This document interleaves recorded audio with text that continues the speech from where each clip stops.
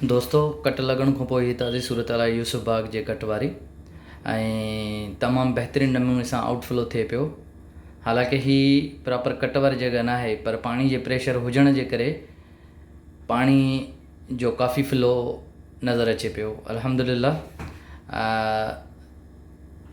हिन कट हुजण सां मुंहिंजे प्रैक्टिकल एक्सपीरियंस तौरु त मंछर में इंच 2 जी लाथ ज़रूरु आई हूंदी ऐं ईंदड़ 24 कलाकनि में ॾिसिजो इंशाअल्लाह त मुसलसिल पाणी मिला थी ईंदी, छो जो हिन महिल अड़ल हेड अड़ल टेल ऐं ही यूसुफ बाग वारो जेको कट आहे इहो इंशाअल्लाह ईंदड़ 24 कलाकनि में वाज़े सूरत हाल थी वेंदी MNV ड्रेन तां, मेहड़ जे बंद तां ऐं जोहीअ जे बंद तां। ही पाणी जो जेको फ्लो आहे ही आराज़ी, चननि जा ॻोठ, वाहुड़ ऐं इन्हनि साइड इम्पैक्ट कंदो ऐं पोइ उन खां पोइ इन्हनि ॻोठनि खे हिट करण खां पोइ ही पाणी अलाह कंदो, घटि नुक़सानु करण खां पोइ दरिया में वेंदो।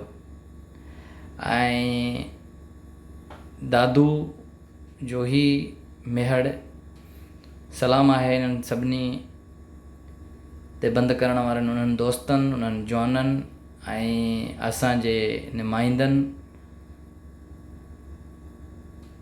ऐं सभई सियासी समाजी तंज़ीमुनि खे।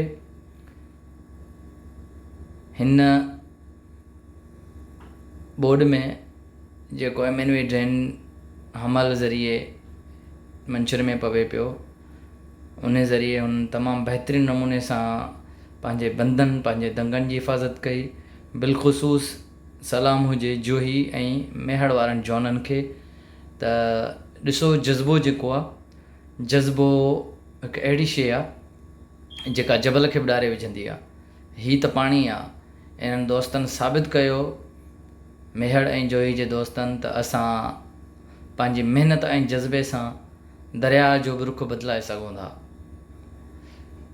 MNV ड्रेन ते हिकु मिंट ऐं पल जी ख़बरूं ॾींदड़ ऐं उते कमु कंदड़ सोशल एक्टिविस्ट ऐं ॿिया दोस्त ऐं फेसबुक ते जेके एक्टिविस्ट आहिनि उन्हनि सभिनी खे जसु हुजे।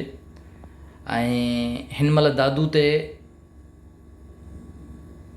एतिरो ख़तरो न आहे जेतिरो हिन कट लॻण खां पहिरियों हुयो, छो जो तव्हां ॾिसो पिया दानस्तर वाह ते ओवरफ्लो करे पियो पाणी। हीअ पाणी जो प्रॉपर कट न आहे, हीअ ख़बर हुजणु घुरिजे सभिनी खे त हीअ प्रॉपर कट जी जॻह न आहे, पर उन जे बावजूद बि हीअ ॾिसो केॾो हाई फ्लो पाणी जो आउट थिए पियो मंछर खां। ऐं इंशाअल्लाह कुझु ई लम्हनि खां पोइ ही 24 कलाकनि खां पोइ या 48 कलाकनि खां पोइ वाज़े पाणी लहणु शुरू कंदो MNV ड्रेन तां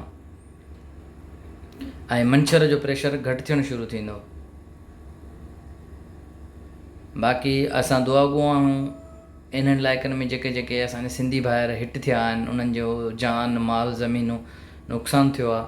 असां हुकूमत खे अपील था कयूं त उन्हनि जो अज़ालो कयो वञे ऐं वरी बि मुबारक ॾींदुसि मां उन्हनि दोस्तनि खे जिन ॾींहुं राति कमु कयो। ऐं चाहे ही इलाइक़ो ॿुॾे या को बि ॿुॾे, सॼी असांजी सिंध आहे, असां सभिनी जा ख़ैरु ख़्वाह आहियूं। अल्लाह सभिनी जे जान व माल व सिहत ॾे हिफ़ाज़त करे, आमीन।